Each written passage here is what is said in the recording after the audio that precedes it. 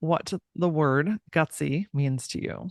I feel gutsy means listening to your gut in spite of the world telling that you can't do it, in spite of the world telling all kinds of things. If you just listen to your instinct and act upon it, I think that's what gutsy means to me. You're listening to the Gutsy Podcast, where we talk about all things real, raw, and ridiculous about running a business authentically. Whether you need an inspirational pick-me-up or a swift kick in the mental ass, the Gutsy Podcast is your bi-weekly guide to getting out of your head and back into action. I'm Laura Ora, branding and mindset coach for female entrepreneurs, CEO of Works & Co., and your host on this journey through entrepreneurship. It's time to fuel your gutsy.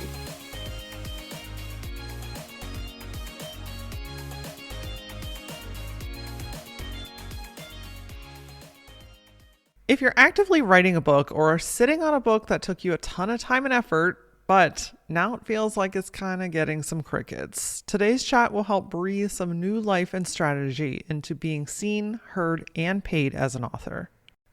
Today we're chatting with Jyotsna, a best-selling author, book publisher, TEDx speaker, and an international author success coach who helps coaches, trainers, speakers, and experts to build their super profitable author funnel. She's on a mission to elevate the consciousness of humanity one book at a time by helping visionary leaders convert their messages into best-selling books in the easiest possible way. So far, Jyotsna has helped over 1,000 authors from 35 different countries through her global publishing agency, Happy Self-Publishing. Before we chat with Jyotsna, look, it is no surprise that we are headed straight into the end of 2023. And while there may be a ton of talk about finish this goal and make new ones and get all this stuff in order and hammer it out until the end of the year, sometimes one of the greatest things that you can do for yourself is to be still, is to find clarity, is to simplify things. If you don't feel like running to the end of the year, then just simply walk. The holidays and the end of the year bring a madness of their own. So in December, we're going to slow that shit down for an hour and a half together, okay? On December 7th, I'm teaching a class on going from overwhelmed to focus, from stuck to clarity. You might use this 90 minutes to bring some focus to all of the shit that's going on in your life and in your business. Or you might use this 90 minutes to get clarity and focus on what's next. But either way, we're going to slow it down. We're going to shift away the overwhelm. We're going to calm the chaos that's happening in your mind and get a clear plan so you know what to focus on next. By the end of this class, you should be able to take a nice big deep breath, knowing that you've got this, you know what to do next, and that it's all achievable. If you're interested in signing up for the class, go to lauraora.com. There will be a banner at the top of the page, and I'll see you on the inside really soon. All right, my author friends or aspiring authors, this is a really gem-packed episode with a lot of great information and things that's going to make you go, oh, I hadn't thought about that. So grab your pen and paper and let's get started.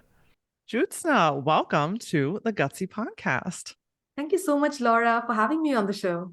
Absolutely. We were just chit-chatting about how incredible it is to be able to connect with powerhouse women that are doing their thing all around the world. I'm currently in the US, you're currently in India, and we get to have this great conversation together. Absolutely. I think thanks to the internet, we are all able to, be a part of this one small world. Absolutely. And while COVID had and continues to have terrible repercussions on a lot of things, some beauty always comes from challenge, right? And I think that one of those pieces is how it has further connected us and opened up more technology for us to be able to have these conversations and normalize it, right? Absolutely, yeah. I've been running my businesses online for the last 10 years. So I've always been working from home. But I'm so glad that so many more people are doing it right now after the pandemic because they've understood the advantages of running online businesses, having virtual teams. So people are able to get what I've been talking about for so many years. So I'm really happy that the world is changing. I couldn't agree more. So we're going to talk all about marketing your book and being seen and being heard and getting paid and all that wonderful stuff. But I first want to make sure that we get to know you. So tell me a little bit about who you are and what your entrepreneurial journey has been like. Yeah. So I am the founder and CEO of Happy Self Publishing. I have been running this business for the last 8 years. It all started with my book. But even before that, my journey as an entrepreneur started because I wanted to have the freedom of taking my own holidays without having to seek my boss's permission. So after I got married, my husband and I wanted to go on a trip to Singapore, and we couldn't because our bosses canceled our leaves in the last minute. And that kind of was a spark for me to venture into entrepreneurship.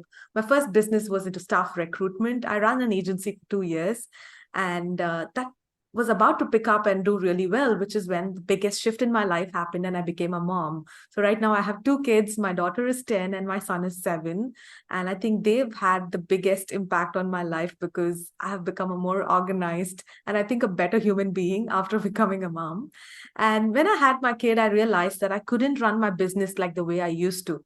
I could go on meetings at any time. I could roam around the city. I could do so many other things in my previous business when I had the recruitment agency. But after having a child, I was in this crossroad where I had to decide whether should I close down my business because this kid needed my attention all day, or and just be a stay-at-home mom, or do something else.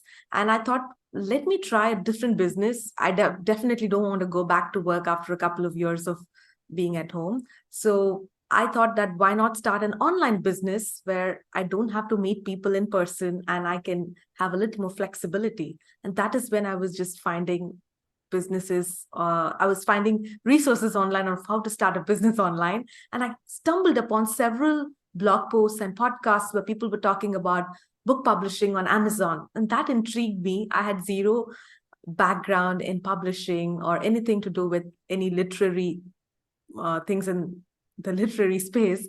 So people used to ask me, so were you an editor and that's how you started a company? I said, no, I hardly read 10 books in my life till the time I started this business. So one thing led to another. I took up a lot of courses online of how to publish books. I started with publishing ghostwritten books. I would hire writers, publish books under pen names, and that income from the royalties was enough for me to shut down my previous company and focus on publishing. But everything changed after I published my first book as an author. A lot of people asked me how I was running a home-based business, and that sparked me to write a book on my own. So for the first time, I was writing on my own, and that gave me a lot more fulfillment than these ghostwritten books. And that is when several authors reached out to me to ask if I can help them as well publish their books. And these were real authors with real stories and messages. So I felt much better to help them. So I put together my existing team of cover designers and editors. And I said, we're not going to be doing ghostwritten books anymore. We're going to work with real authors. Let's call our company Happy Self Publishing. And that's how it began 8 years back. Wow. I see, this is why I asked this question because I love to hear the journey. I think it's so easy to just look through a singular lens and compare to success or where you're currently at. And, but everything led up to that, right? Like you had to go through all those experiences. And I hear you loud and clear when, if you choose to have a child, that changes everything. Yeah. Right. It changes your personal life, your business life, your relationships. I mean, it literally changes everything. But I think it also puts a lot of stuff into perspective too. When you notice what really makes me happy and what doesn't, what's worth my time.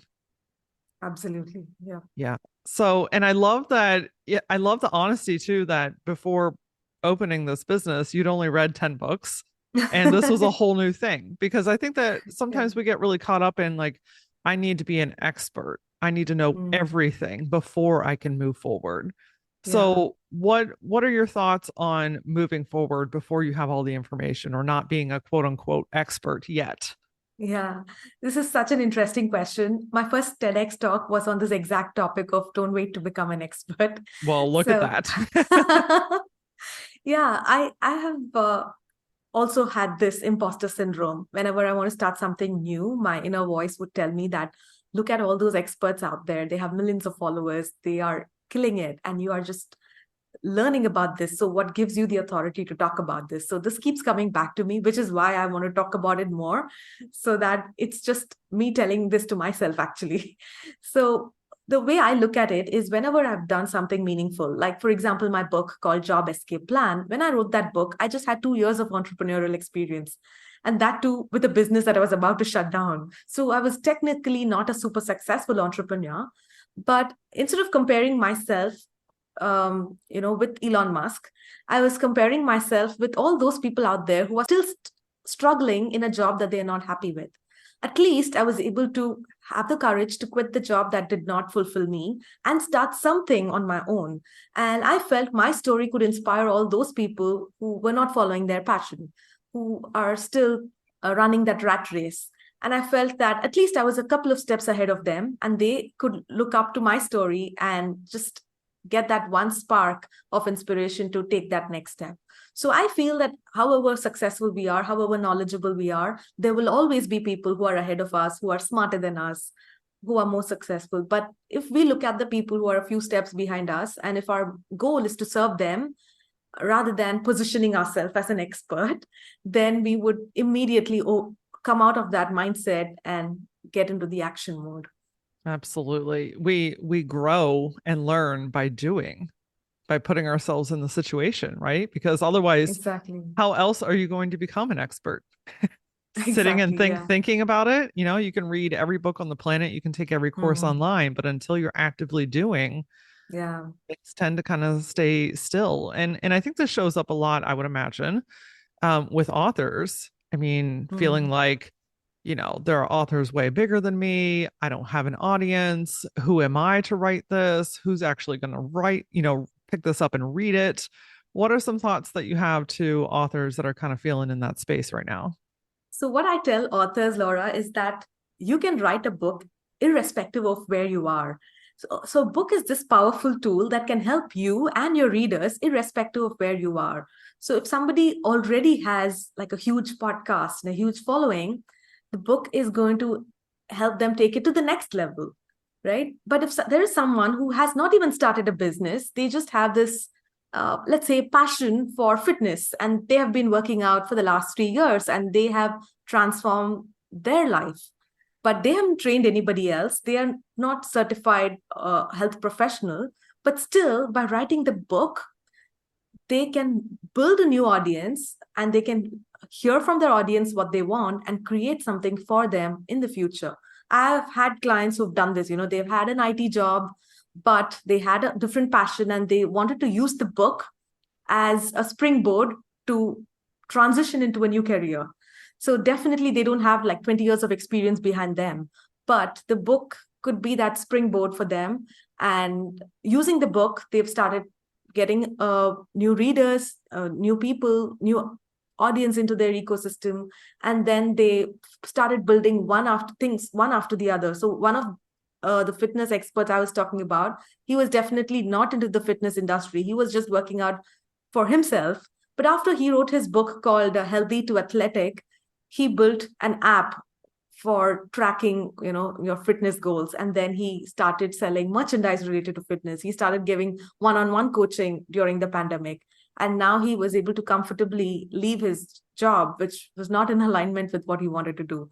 But when he was writing his book, he did not have any of these things in his so-called author funnel. But after the book got published, he built them one after the other. So he could have waited for 5 more years. He could have started out as a coach first. He could have done an online course first. So it's not what you need to do first. I mean, as an expert, if you look at any expert out there, they have all of this in their kitty. In their toolbox, you will find a book. You will find some form of content, whether it's YouTube or whatever. You will find a low ticket course. Then you will find their high ticket offering. At some point of time people have to build it. It's just a question of what do you want to do first. Some people start with the book, some people have all of this and write a book 20 years later. I think it's just a matter of personal choice. But if you are there to serve people, at some point of time you are going to be writing your book. And I think that's encouraging to hear, right? Because, yeah, I know even in my journey, gosh, I think about the book all the time. And I think, okay, Laura, what is it going to take to start? right? Because I know some people listening may be in the same position. Some people may be actively writing. Some people might have the book already written and sitting and waiting for something to happen with it, right? Because it's not just a set it and forget it, right? Yeah. It's a whole kind of ecosystem. What are some, I love that story. What are some other ways that you have seen writing and publishing the book transform people's businesses and lives? Yeah, the book can help people in so many ways. I think more than impacting the business, it impacts the person as an Mm, individual. A good example would be my husband's story. He's a relationship coach. He was practicing it not as a formal relationship coach, but informally for several years. And then once he decided to quit his job and start his practice, he started getting asked by all his clients that, you know what, the session was great, but I wish I could have a book that I can carry back home just to reflect on all your teachings. And many people told him that, but he felt that, you know what, I'm not a great writer. He's dyslexic. So I helped him through the process called angel writing. This is very different from the ghostwritten books I did back then. This is where the writer is not going to put their expertise, it is the author's expertise. But the author need not be a great writer. So we would interview the author and make sure the author's voice, message, the tone, everything is intact, and the writer writes it. Basically, they are like a medium through which the book is flowing, but the source is still the author. So I did that process with my husband. The book came out pretty well. So the first time he held his book in his hand, the thing that he told me was something transformed inside of him, because when he physically held his book, everything that he spoke was there in the book. It was nothing that he has not heard of before. But when he physically held it, he started to believe that he's an expert. So I think that transformation helped him to repackage his offerings. A lot of my clients are coaches, so they feel that the book gives them the permission to charge a higher fee, because now they know that, everything so far was in their mind. They didn't have a formal. Many people don't have a clear structure or a framework or a methodology, but when they are writing a book, they are forced to think, okay, what are going to be the different modules? What are going to be the sections and the chapters? So it kind of helps them quantify what they already know. So I feel personally, it's a journey of transformation for the author when they write the book. And that internal transformation just expands their aura, and they are now in a position to charge a premium for their services, and also deliver in a much more powerful way, because they now believe that they are an expert. So I think that is a transformation that a lot of my clients have spoken to me about.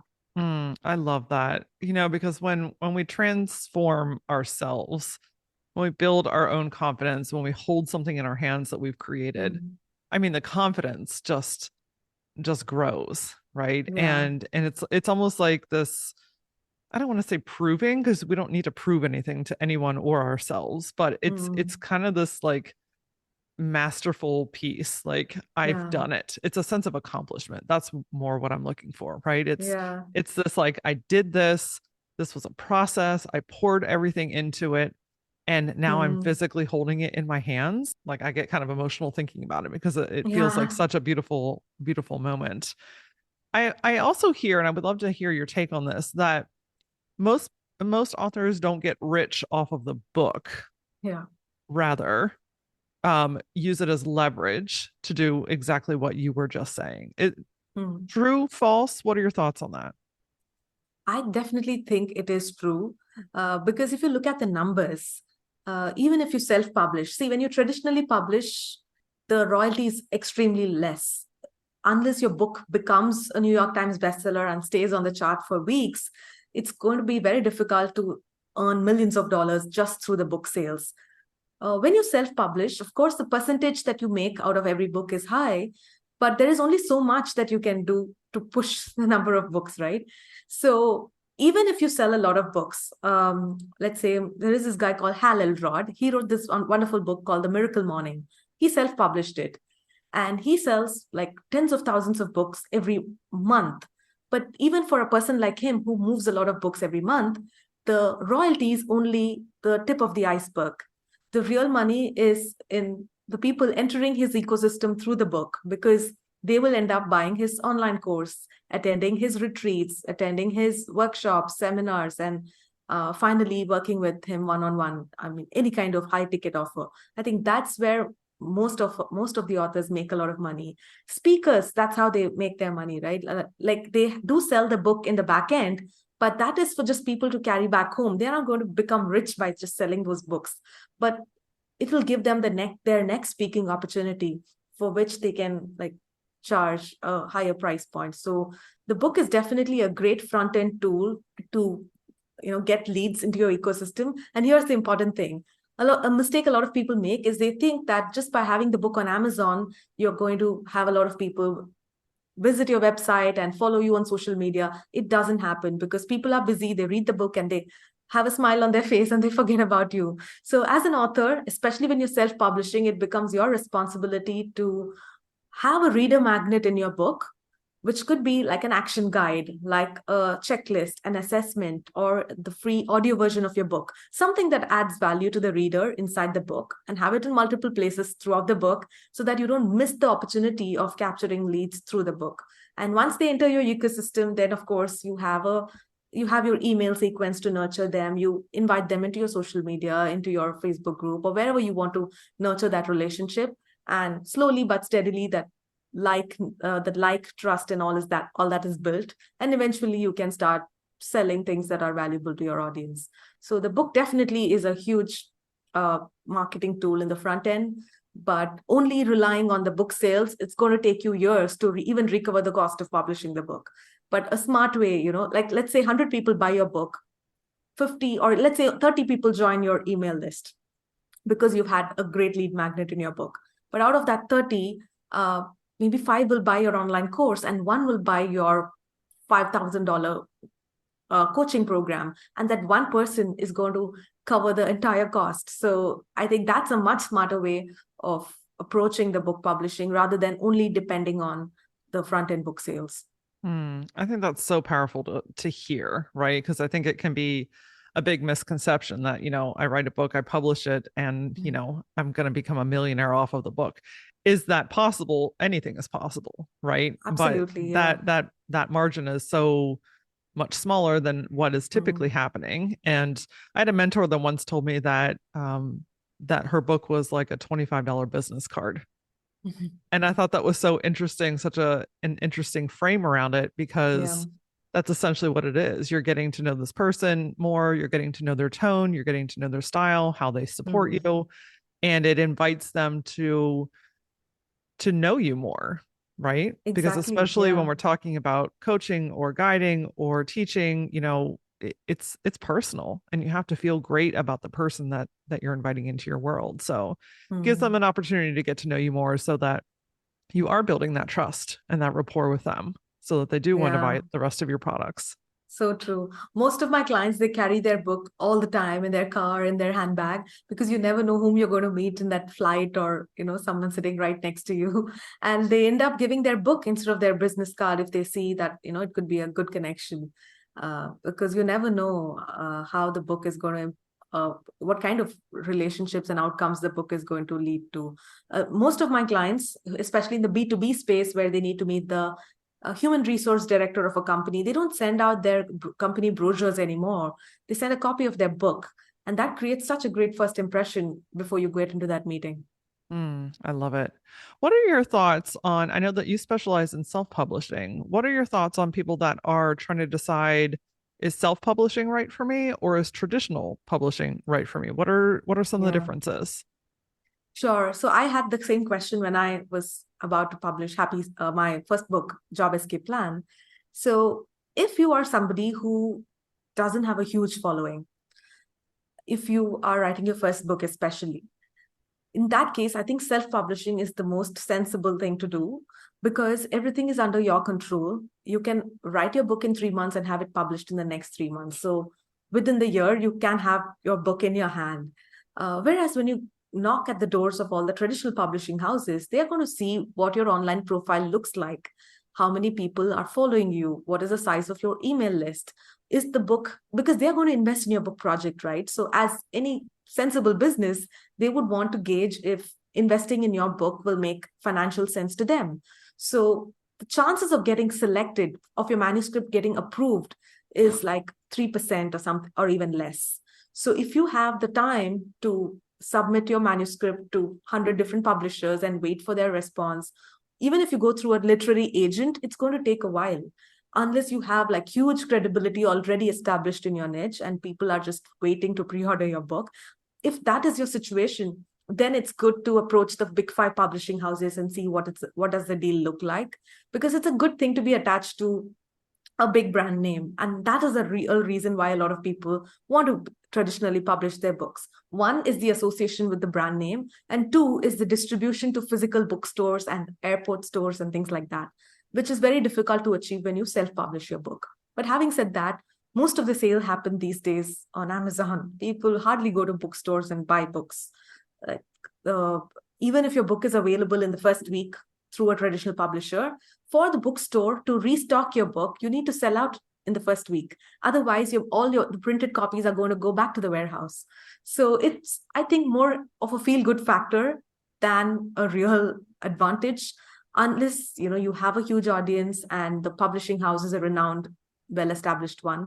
Unless you have these things, and if you're willing to wait for 3 years, because even if your book is getting selected, a traditional publishing house have their own processes in place, and it takes time for every step to move. So it takes about 2-3 years from the manuscript stage for you to actually physically hold your book.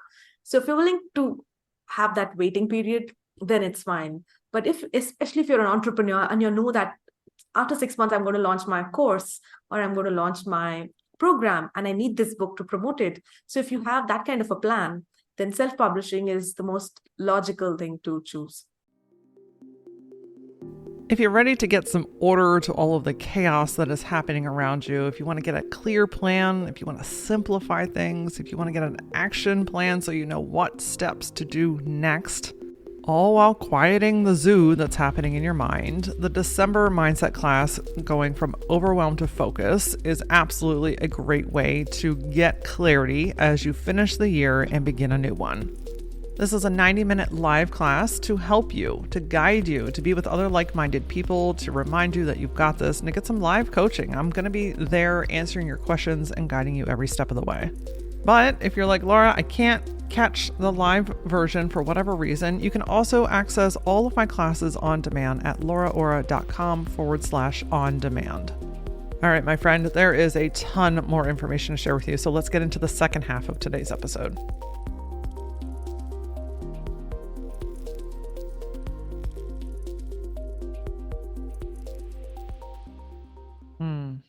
That's great information. Have you ever seen a self-published book get on the shelves in physical stores? Yes, it happens. It happens a lot of times. So this is the trick that a lot of self-published authors follow. So when you put it just on Amazon, nothing is going to happen. But there is this other website called Ingram Spark, which is more like a catalog for bookstores.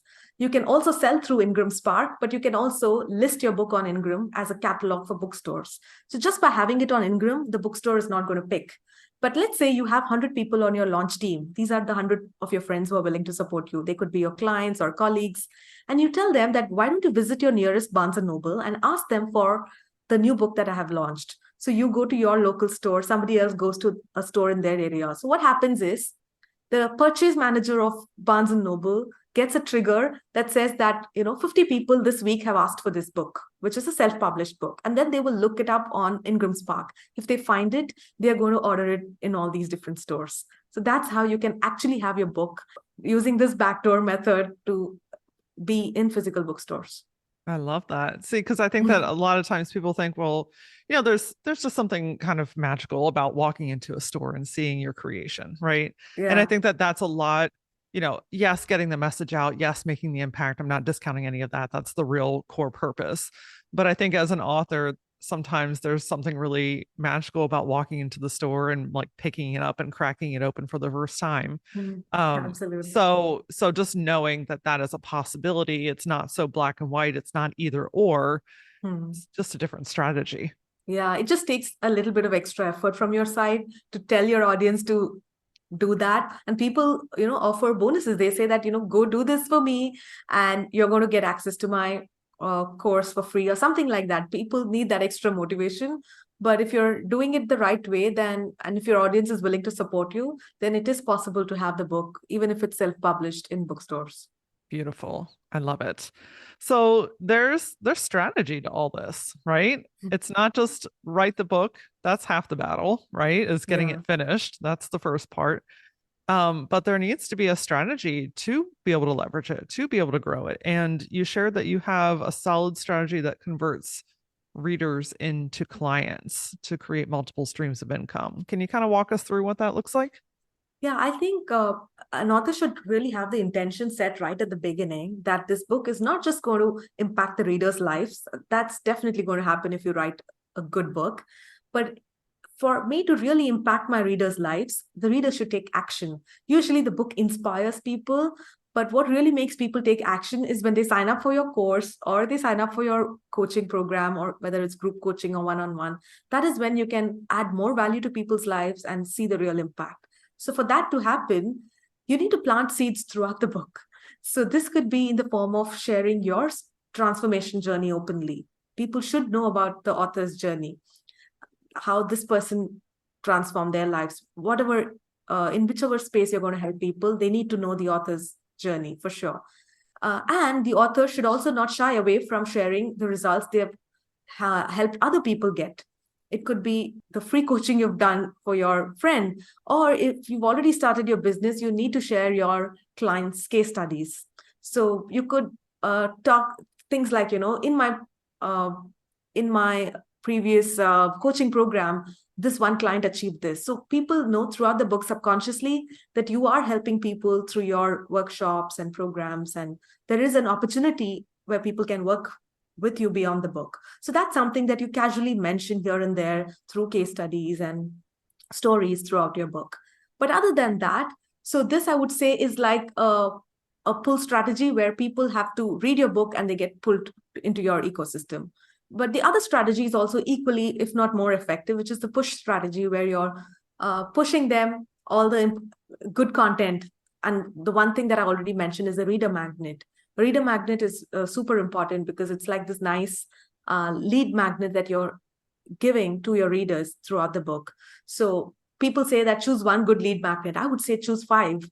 And depending on, let's say, after one chapter you talk about an assessment, after another chapter you talk about a free call with you, and after another chapter it could be a checklist. So have all these resources on one web page so that all of them, you don't confuse them, but you just give one web page, which is yourwebsite.com/book bonus or something like that. And so even if they miss out on one, they will definitely not miss the other, and they will end up visiting that page, and use that as the landing page to collect your leads and deliver all these free bonuses. And then through an effective email sequence, introduce them into your world, let them know what are your services and whatever you want to sell, whether it's a $47 course or a higher price point, you can do that. But you can't do all of that inside the book. They need to visit you outside the book, for which the reader magnet is super important. So yeah, so use both these strategies. Talk about your work without being, the book shouldn't look like your sales letter for sure. It has to offer a lot of value, but here and there you can talk about your case studies and how you've had other people get these results, and also let people join your ecosystem by downloading your reader magnet. Amazing. I love what you just said, is that you can't accomplish all of this in the book. Yeah. 'Cause I think that that's what a lot of us want to do. Like, I want to pour everything into there. I want to dump it all in there. I want to make sure they know all the stuff. And I mean, one, that starts to kind of get out of integrity, I would imagine. Mm. But also you feel that as a reader, right? I know that Yeah. I've gotten 4 pages into books and been like, this one's not for me. And that's okay, right? It's nothing on the author. I'm just not the right audience for it. But, Yeah. really knowing, like, what is the intention of this book? Mm. How do I want to guide and support people? And then I love how you're reminding us that we have to intentionally plant that stuff in the book. Because Mm. we assume that people know to go to the website. We assume that people know to follow you on social media. but people are busy. Yeah, Right? absolutely. They're living their own lives. They're reading this on the go. They're listening to it on a plane. They're trying to read it poolside while the kids are tugging at them, right? Like people have great intentions, but they just don't always know. So we have to be very intentional about inviting them and letting them know what the next step is. Yeah, yeah.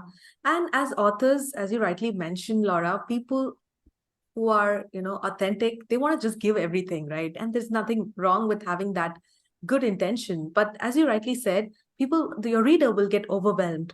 So if you're a marketing expert, you will know like 100 things about 100 different things, but you can't package everything into one book.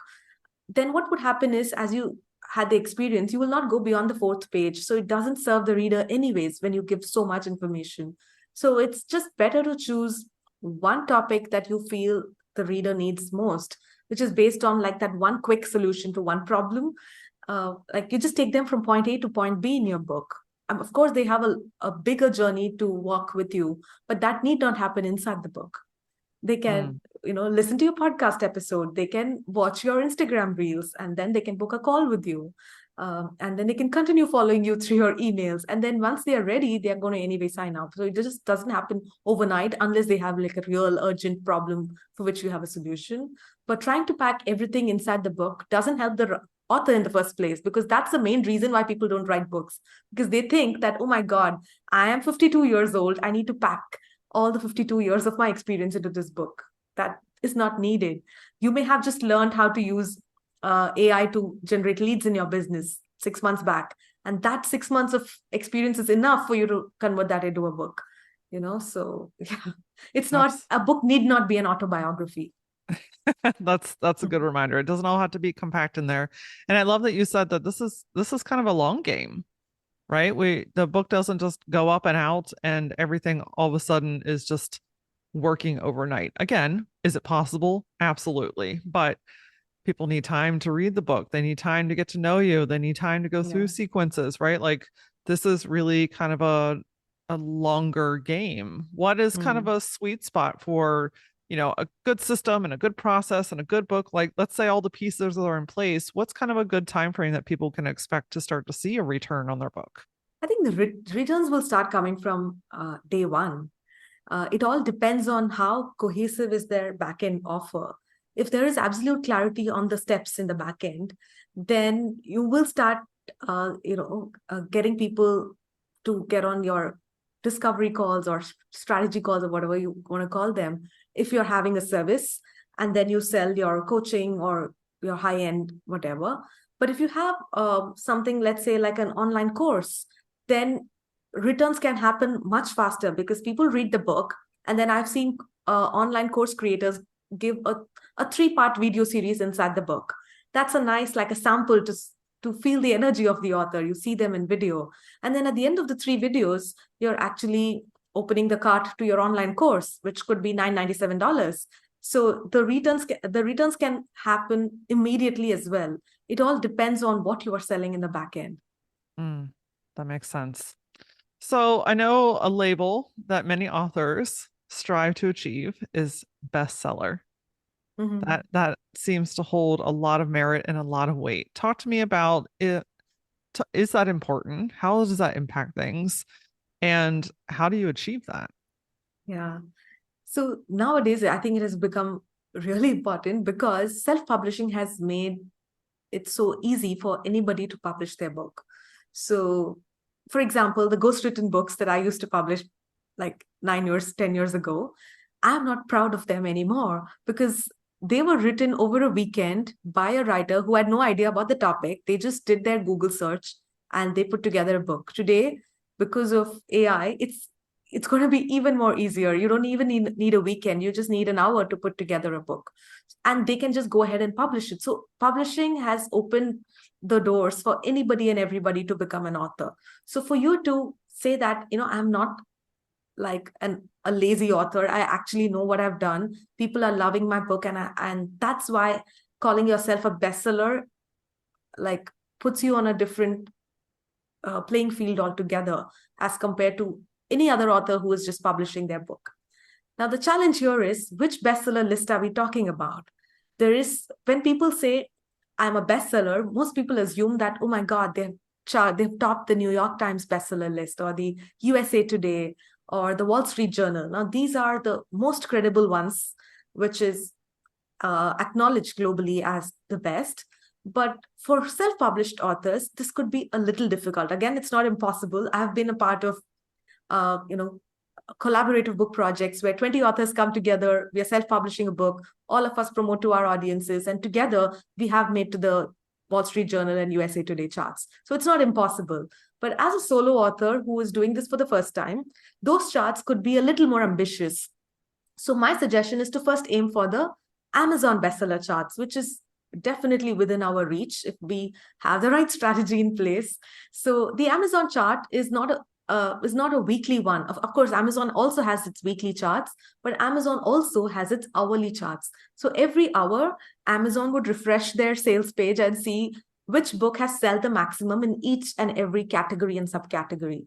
So let's say you have chosen a category called self-help, and under self-help, your book is under the inner child subcategory.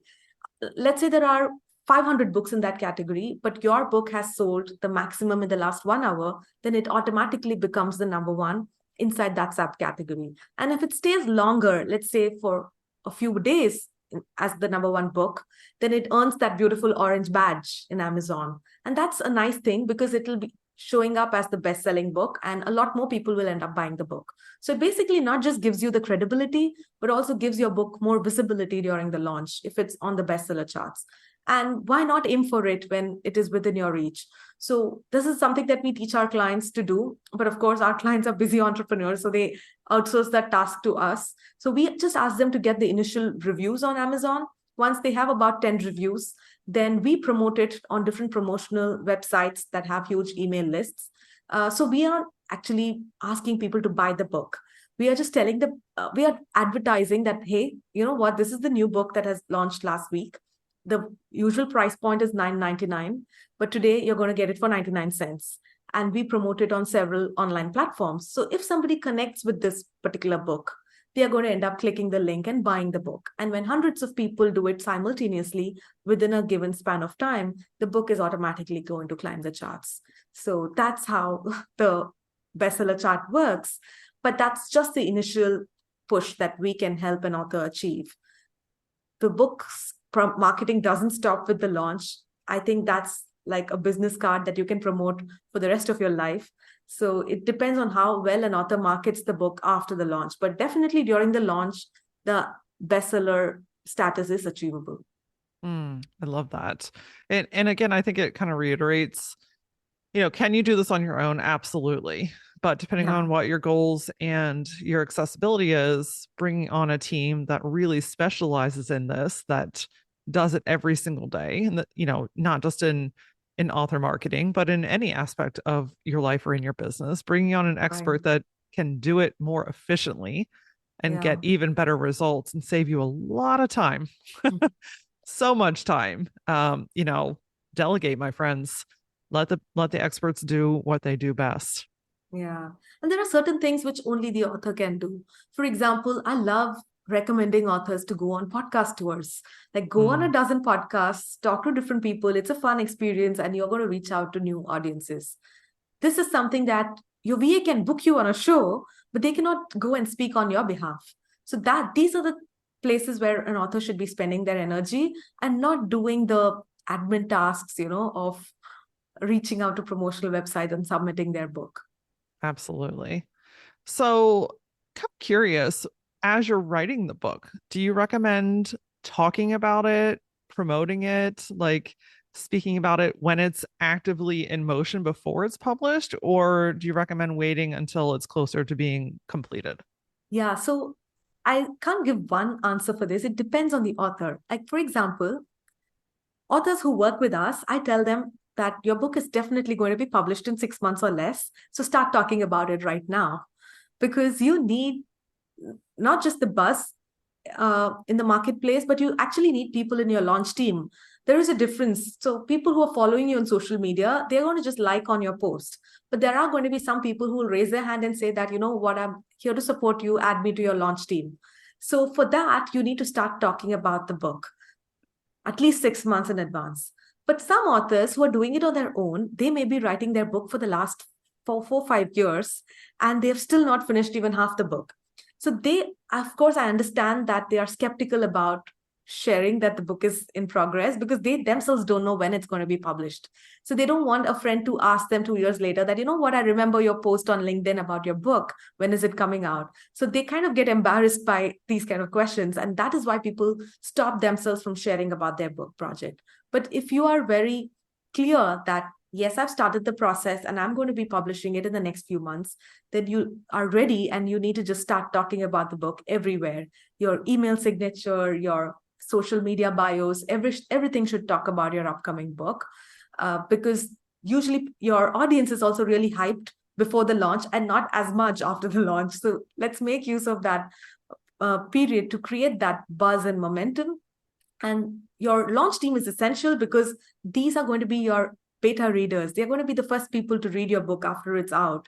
And they're going to give you some amazing feedback, and they may do a lot more. They can write reviews for your book. They can connect you with their cousin who's working on a Good Morning America kind of show. You never know the kind of opportunities your launch team can connect you with. So building that launch team is important. And for that, you need to start talking about your book at least 6 months in advance. Okay. And I love this concept of building the launch team. Can you tell us a little bit more? I mean, you've given us some great examples, but like how many people do you usually have on a launch team? What is their sole like role and responsibility? What does a launch team look like? Yeah, so a lot of authors who are doing it for the first time, they think that, you know what, I have a huge network in my profession. I have a lot of friends from college. My cousins are amazing. My neighbors are great. All of them are going to buy my book. But that doesn't happen. It's not that these people don't love you and they don't want to support you. It's just that they are busy. And in the weekend that your book is getting launched, they may have a presentation at work and they may just forget about supporting you. So it is our responsibility as authors to have a closely knit team called the launch team, because these are people who are not just willing to support you, but they are more committed. And you are going to create that commitment by creating that kind of noise for a period of time. So you talk about your book everywhere, to your email list, on all your social media platforms, and um, put it out there and ask people for permission if they want to be a part of your launch team. And there has to be an incentive for people to raise their hand.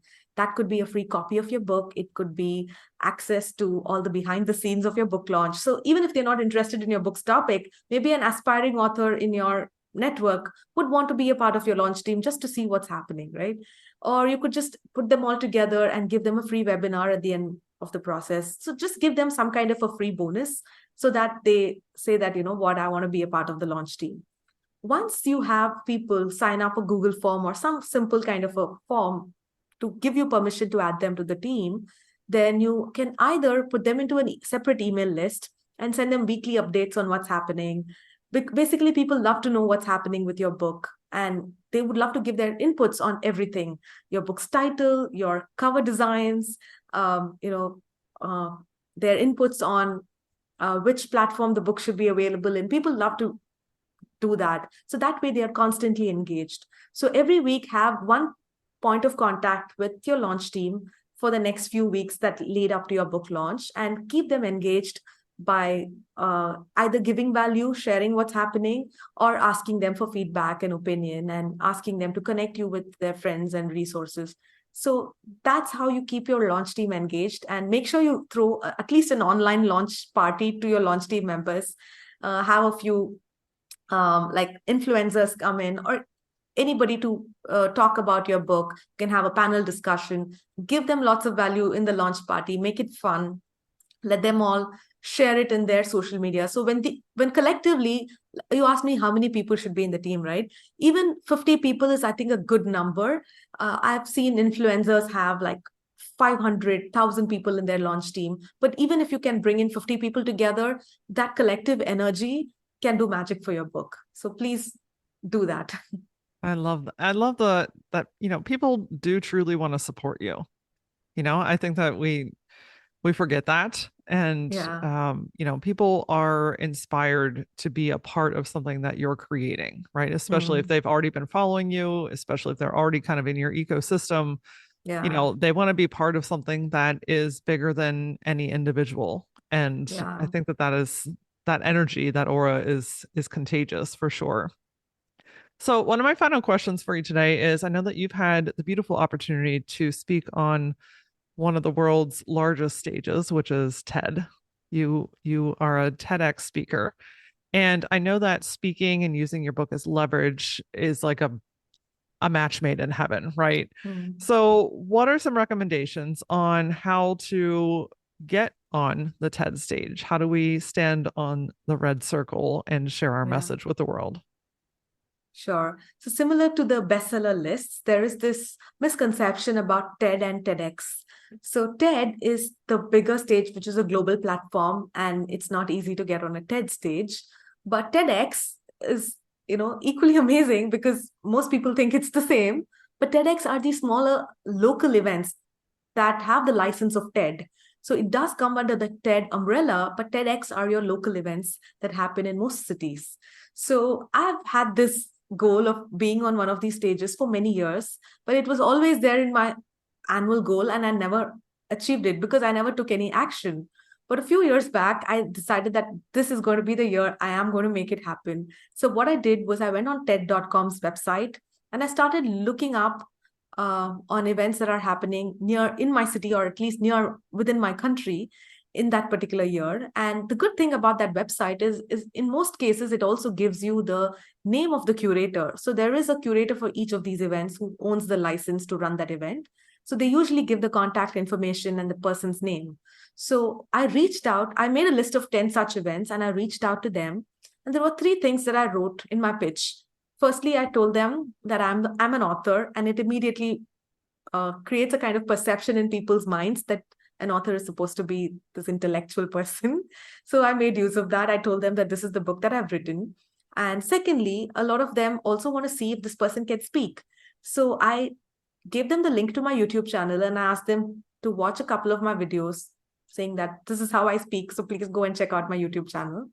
And the third thing that I did, this which needed a little bit of extra research, is I found out what was the theme of each of these events. Most of them have a central theme, a central idea. And I tried to pitch in line with that idea. For example, if the theme was women's empowerment, I would talk about how I'm running a company that is fully managed by women. But if there is another theme, because I'm sure as entrepreneurs we can talk about a bunch of different things, right? So I try to match the my topic with the theme, and I said that my topic is going to be the perfect thing for your event. So that's how I customized my pitch and I sent it to 10 people. Seven of them replied, which was I was thrilled by it because I didn't expect people to even read those emails, but they actually replied. And three of them invited me on their stages. There Wow. was a clash between two dates, so I finally ended up going on two different TEDx events. That's amazing. When you put in the time, right? You put in the effort, you approach it with intentionality. Anything is possible, right? Yeah, If absolutely. if Yeah. you don't apply, if you don't show up, if you don't ask the question, the answer will forever be no. And Yeah. so at And least if you try and you put it out there, there's at least a potential for the answer to be yes, or yeah, maybe, or let's talk more, right? And I think that's what absolutely. you've done. And I can imagine that probably just added so much excitement and um, joy to you and what you've accomplished in your world. Yeah, it does. Like when you set a goal and you achieve it, it's such an internal reminder that you can make whatever you want happen. And that reflects on all different areas of your life as well.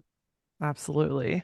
Jyotsna, you have an incredible presence. I've super enjoyed this conversation. So much knowledge, so many great things that even throughout the conversation, I was like, that is a great idea. I'd never thought of that. Mhm. And I love these kind of deep conversations. And I want to make sure that everyone knows where they can connect with you and, step further into your world. So where can we find you online?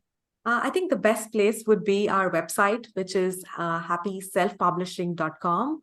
But I have a cool resource to offer all our listeners. So if you are someone who thinks that, oh my God, there are so many things to do before I launch my book, I've created a cool book launch checklist. So just go to happyselfpublishing.com/checklist, and you'll be able to download that PDF, which is a great thing to have when you're writing your book. The other thing that people can do is if, for example, they are kind of thinking of writing a book, it's one of the goals for the 2024, then I think they just shouldn't be waiting. They can just schedule a book strategy call with me, which is absolutely for free. They can head over to happyselfpublishing.com/call and get on a 30-minute call with me. Amazing. We'll make sure that we have all of those links in the show notes. So if you'd rather just click and go straight to the website, you can go there for sure. I would love to know what the word gutsy means to you. I feel gutsy means listening to your gut in spite of the world telling that you can't do it, in spite of the world telling all kinds of things. If you just listen to your instinct and act upon it, I think that's what gutsy means to me. Amazing. I love it. Thank you so much for your time and your knowledge and your wisdom. This has truly been a beautiful conversation. So I can't thank you enough. Thank you, Laura. I just had a lot of fun speaking to you today. I love how this episode reminds us that things don't have to be overly complicated to be successful, that there are strategic ways, intentional ways to get ourselves out there, to be seen, to be heard, to use your knowledge, your time, and everything that you've put into building your life or your business into this beautifully packaged book that then inspires other people. And if writing a book is on your list for 2024 and your head is spinning around, reminder that the December mindset class is all about going from overwhelmed to focus. So maybe that's how you intentionally spend your 90 minutes with us, to really think about what's next, where you want to focus your time and your energy, and get a clear plan so you know what to do and how to do it. Registration is open at lauraora.com. You can click on the banner at the top of the page, and I'll see you inside very soon. In the meantime, connect with me on social. I love to have conversations with you on Facebook, Instagram, and TikTok. You can find me using @thatlauraora. And as always, until I see you next time, stay gutsy.